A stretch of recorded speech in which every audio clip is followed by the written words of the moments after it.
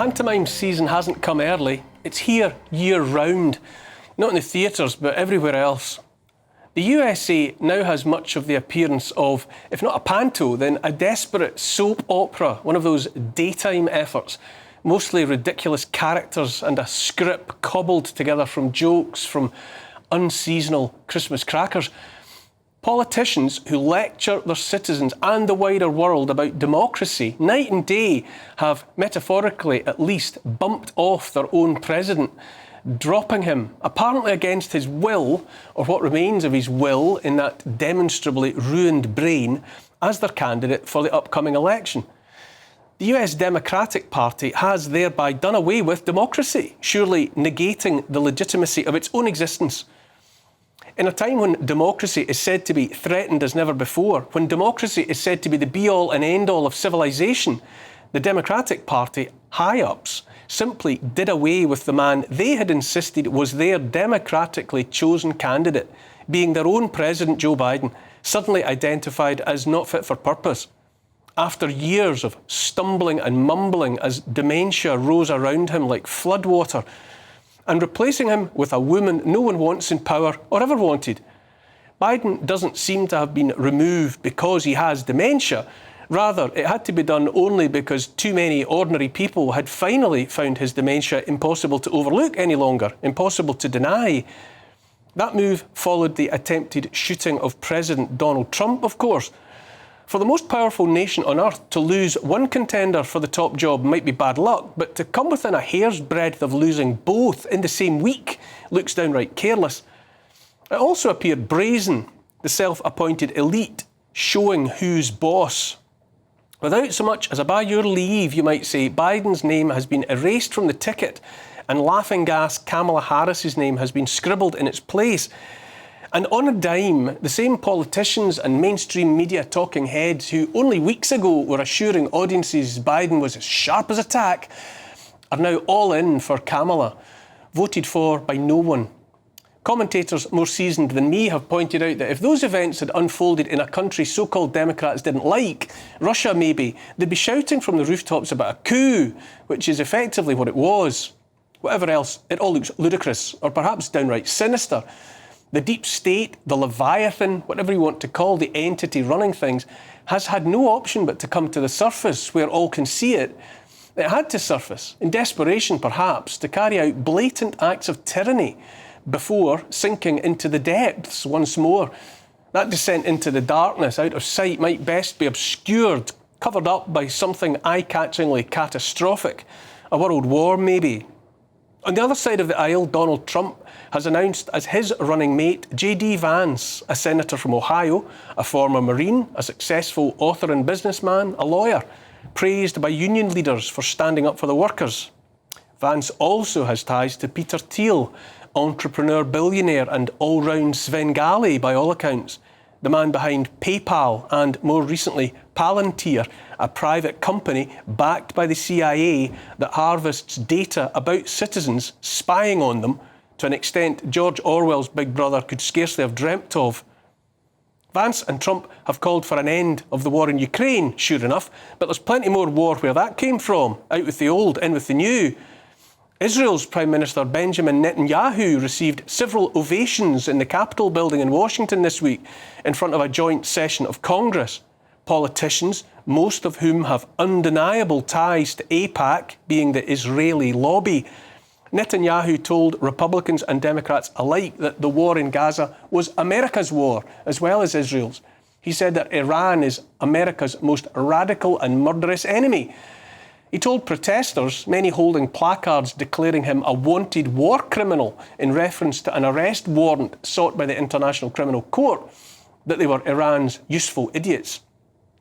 Whispers are already circulating that the so-called lone shooter in Pennsylvania, the jeans and t-shirt clad 20-year-old without an online presence or much of a past at all, who apparently came within a whisker of the killing that might have ignited a civil war in America. Speculation that he was an asset of, guess where? Iran. Anyone spotting a pattern here? As one war closes, another one opens, just in time. These are black days, bloody days. Is there anyone anywhere near the levers of power who prefers peace to war? Here in Britain, we've got the head of the army, General Sir Rowley Walker, telling anyone who'll listen that we have to be ready to fight Russia, China, Iran and North Korea, what he called an axis of upheaval in 3 years' time. War is peace, as we were told by the Uniparty in George Orwell's 1984. Also, freedom is slavery and ignorance is strength, although Orwell meant it all as a warning, not an instruction manual. The sense of chaos, destruction and impending doom is so pervasive now, it's hard not to draw the conclusion it's all just fakery. Confected fear porn designed and rolled out so as to get the herd stampeding once more, get them panicked and keep them panicked. American journalist H.L. Mencken said, "The whole aim of practical politics is to keep the populace alarmed and hence clamorous to be led to safety by menacing it with an endless series of hobgoblins, all of them imaginary. Wherever else we are now, however close we might be to catastrophe of one sort or another, global war, economic collapse, cyber attack, aliens from Mars, who knows, we're surely approaching peak fear-mongering. The threat of the sort of chaos that hurts the billions of regular people and enriches and empowers that relative handful of already rich and powerful. The evidence is everywhere." In his novel Blood Meridian, Cormac McCarthy said, "War was always here. Before man was, war waited for him, the ultimate trade, awaiting its ultimate practitioner." We have now, if not the ultimate practitioners of war, certainly the most enthusiastic and committed we've seen for a while. War in Ukraine has been going on for more than 2 years. Counts of the dead there vary from the tens of thousands to well over 500,000, and the gears of the meat grinder are still mindlessly, cheerfully whirling. A report published in The Lancet earlier this month predicted a death toll in Gaza in excess of 186,000 people, most of them women and children. There are presently 45 armed conflicts in the Middle East and North Africa, 35 elsewhere in Africa, 21 in Asia, 7 in Europe and 6 in Latin America. The US has as many general officers in service today as it had during World War II, when its armed forces totalled 14 million fighting men. NATO's senior military figure, Admiral Rob Bauer, has urged a whole-of-society approach to war against Russia. Here in Britain and in the USA, politicians with a taste for war raise the spectre of citizen armies, which surely means, in the end, conscription for the citizens of both countries, our children. American Major General Smedley Butler was that nation's most decorated Marine when he died in 1940. He said war's a racket and always had been. He said it was the most profitable racket, the most vicious, in which profits are counted in dollars and losses in lives and bodies. And here we are in 2024, when some of the wealthiest and therefore the most influential people in the world, because money talks, a few people made wealthier beyond imagining in the last 2 or 3 years alone, a time that has seen the greatest transfer of wealth from poor to rich in history. When some of those people preach that there are too many people in the world anyway. Birth rates fall all around the world. Entire populations are failing to make enough babies even to continue their existences. And yet those among us with the loudest voices preach population reduction.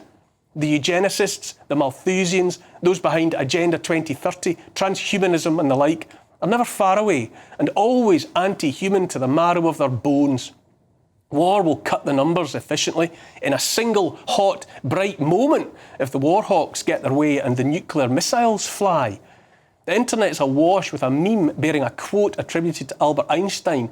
Whether he said the words or not, the sentiment sounds about right. "I do not know with what weapons World War III will be fought, but World War IV will be fought with sticks and stones." Here's the thing. I heard someone say this week that when the Leviathan is exposed, it's because something somewhere has gone badly wrong with the plan. When the political elites in America have no option but to drop the mask and reveal themselves for what they are, what it's all about, which is power, it's only desperate measures to prevent that power slipping from their grasp. When it's so obviously not about preserving democracy or respecting, far less acting upon the will of the people.